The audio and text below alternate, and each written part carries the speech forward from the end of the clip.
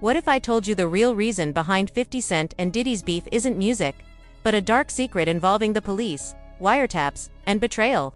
A secret so big, it could change everything you thought you knew about hip-hop. It seems no one's really paying attention to what the puppy is doing anymore. And honestly, I'd rather not dwell on it either. There was a time when every little movement, every sound, even the smallest tilt of its head would grab all the attention in the room. People would gather, laugh, and marvel as though they were watching something extraordinary. When in reality, it was just the simple joy of a puppy being a puppy. That kind of attention fades, though the newness wears off. Eventually, life moves forward, and what once seemed so important slowly becomes background noise. Maybe that's what bothers me, not the puppy itself, but how quickly people move on once their curiosity is satisfied. One moment, something is the center of their world, and the next, it's forgotten. It makes you wonder how often we do that with people, too, showing interest until we're bored, then drifting away without a thought.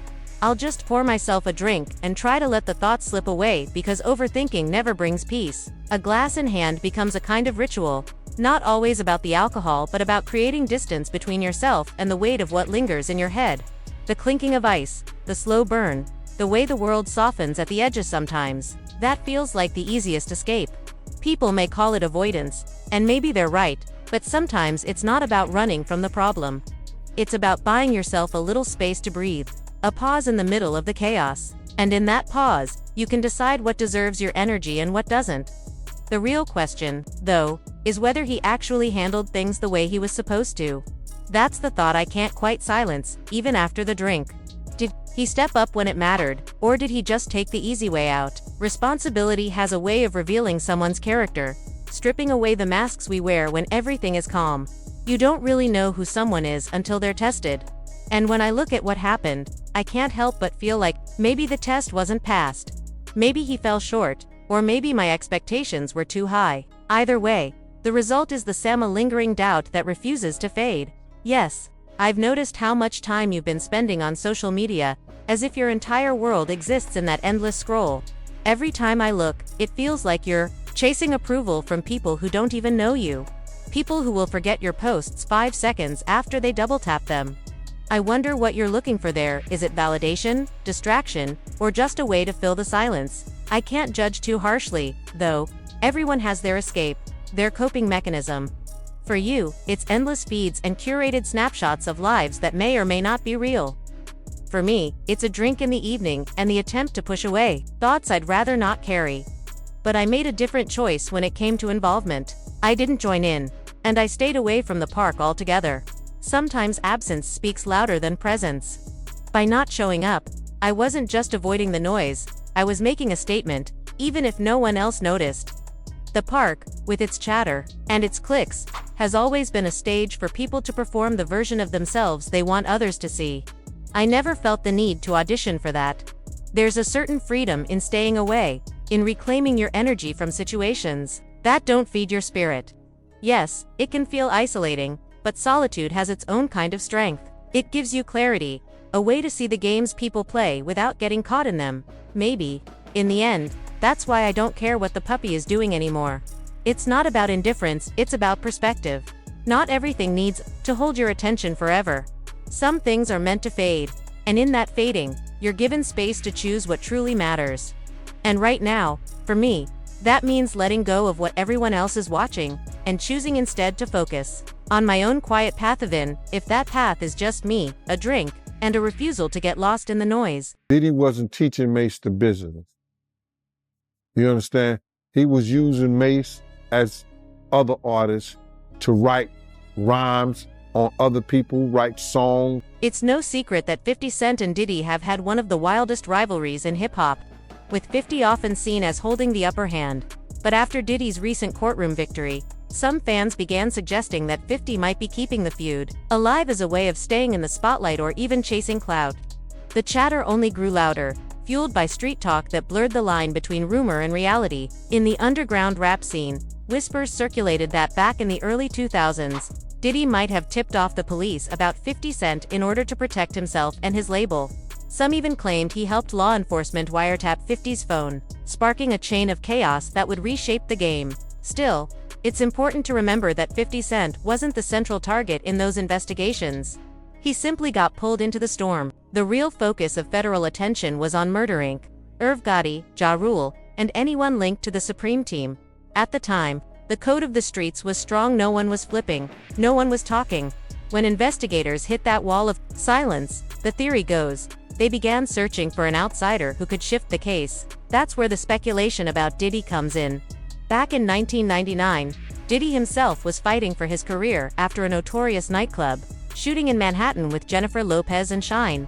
The incident spiraled out of control, leading to Diddy's arrest and a legal battle that nearly brought down both him and Bad Boy Records.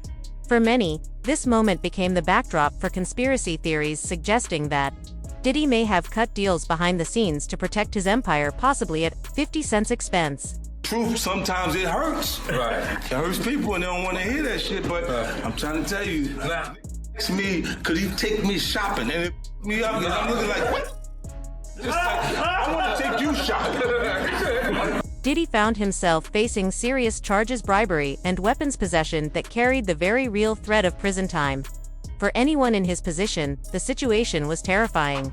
But for a man who had built an empire brick by brick, it was catastrophic. Everyone understood the stakes. If he went to jail, it wouldn't just mean losing his freedom, it would mean watching his legacy crumble. Bad Boy Records, the label that had helped define an era of hip-hop, would almost certainly collapse. The artists signed under him would scatter, the money would dry up, and the credibility he had fought for on the streets and in boardrooms alike would vanish overnight. The weight of losing everything hung over him like a storm cloud that refused to break. It wasn't just about survival anymore. It was about protecting a dynasty. The headlines at the time made sure no one could ignore the spectacle. News outlets ran stories daily. Rap star Sean Puffy Combs arrested in Manhattan shooting. Alongside images of him and Jennifer Lopez, his girlfriend at the time, being led out of nightclubs in front of flashing cameras. The media turned the case into a circus, dissecting every angle, speculating about every detail. While some fans rallied behind him, others quietly began to wonder if the bad boy for life persona had finally caught up with him. The glare of the spotlight was relentless, and the narrative being painted was clear. This was a man standing on the edge of losing it all, though he eventually beat the case and walked free on bail. The scars of that battle never truly faded. The scrutiny didn't disappear. It lingered like a shadow in every boardroom meeting and every red carpet appearance. To the public eye, he might have been cleared, but behind the scenes, Diddy knew his margin for error had shrunk to almost nothing. One wrong move, one careless connection to the streets, and the law would be waiting with open arms to pull him down again. He understood the rules of the game better than most. The higher you climb, the harder the world waits to watch you fall. It was in that climate of fear and survival that the whispers began to spread. According to Street Talk, when the authorities came knocking, they weren't just looking for evidence, they were looking for leverage. They needed someone with influence, someone who knew the right people and could open the right doors. For Diddy, that created a choice that was as stark as it was cruel. Protect yourself and keep Bad Boy Records alive, or go down with the ship. The idea that he may have chosen self-preservation over loyalty quickly became a narrative in itself. After all, in the eyes of the streets, a man who once embodied the spirit of hustling had suddenly found himself in a position where hustling the law might be his only way out. And that's where the unease crept in. Even though no official documents or confessions ever surfaced, fans and insiders began to connect the dots in ways that painted a suspicious picture. His legal troubles seemed to dissolve almost too cleanly, and his ability to rebound from scandal looked less like luck and more like protection. It wasn't just about what happened in the courtroom. It was about how quickly he pivoted afterward. Deals were signed, his image was polished, and Bad Boy Records continued to thrive at a time when most labels hit with that kind of scandal would have collapsed under the pressure. For the culture, it raised a difficult question. Had Diddy survived because of his brilliance, his lawyers, and his business acumen, or because he had made choices that aligned him with the very system the streets despised? The streets, after all, value loyalty above all else, and to betray that loyalty, if only in whispers, was to wear a scarlet letter that never washed off. Diddy knew it, too. That's why every step he took after that moment seemed calculated, deliberate, designed to show the world that he was untouchable. But the rumors never stopped. To some, his survival was a mark of genius. To others, it was the clearest sign That when the ship began to sink, Diddy had already found a lifeboat. I went and I sought out professional help. I had to go into therapy and go into rehab. Had to ask God for his mercy and grace.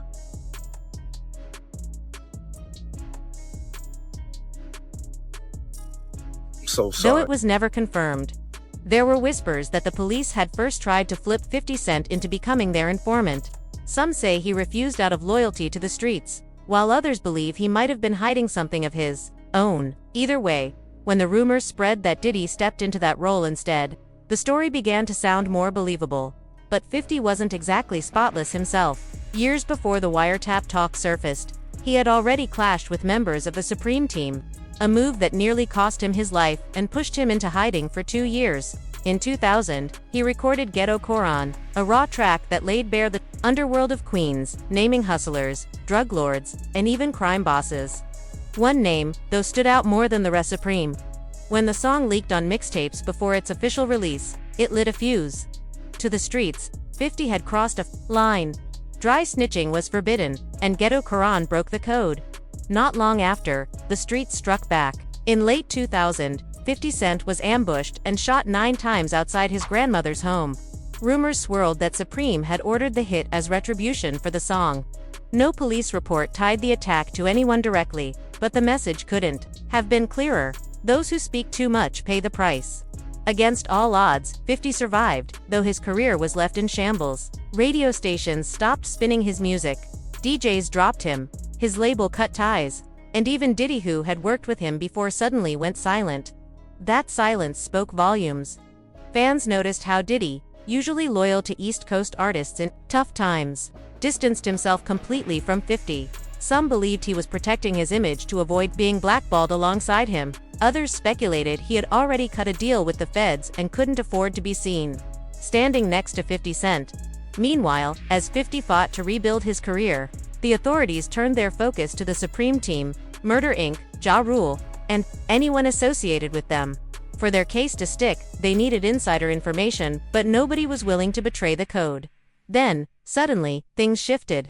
Within months, investigators had recordings of secret conversations, tapped phone calls, and evidence that should have been untouchable. The leaks exposed talk of drug money, money laundering, even planned hits.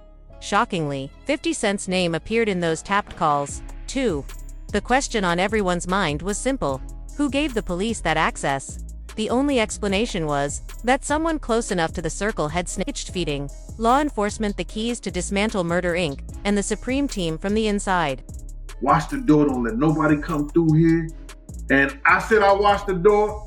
If I watched the door and him and a man ran out naked, and I said that, ain't nobody told me Too that. many. It began to look like a setup. Nobody could say for sure who pulled the strings or why 50 Cent was dragged into a war that wasn't truly his. But the timing and the outcomes raised more questions than answers. On the surface, it seemed like just another chapter in hip-hop's long history of feuds, betrayals, and backroom deals. But beneath the headlines and whispered conversations, there was a sense that something larger was at play, something that stretched beyond rap beef and into the realm of survival. The police never released a report naming an informant, but fans and insiders weren't content to let the story end there. The streets have their own way of keeping records through rumor, memory, and the kind of speculation that fills the gaps when official documents stay locked away. And as strange patterns emerged around Diddy, people began connecting dots in ways that, at the very least, painted a suspicious picture at first. His silence after 50's shooting didn't scream guilt. Some saw it as cold, others as strategic, but it wasn't enough to pin him with the unforgivable label of snitch. Diddy was a businessman as much as he was a rapper, and businessmen don't always leap into messy public dramas, even if those dramas involve someone they once worked with. But the silence, over time, began to feel heavier.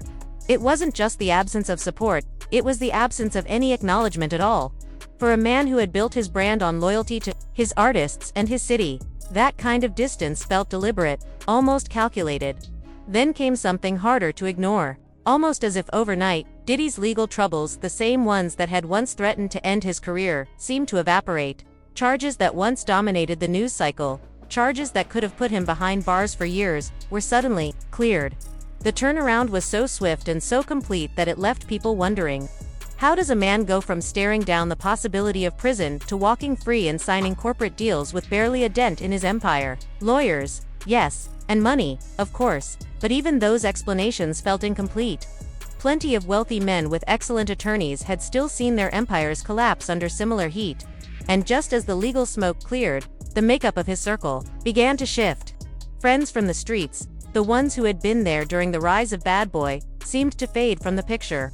In their place appeared corporate partners, brand executives, and industry power players. Ciroc deals, MTV partnerships, luxury endorsements. These moves didn't just signal growth. They signaled a transformation. To fans watching closely, it looked like Diddy was intentionally stepping away from the world that had first made him, leaving behind the hood, connections in exchange for boardrooms and billion-dollar dreams. But that shift also fueled suspicion. Was Diddy moving on naturally, evolving as an artist and mogul? Or was he distancing himself from the very people he might have betrayed?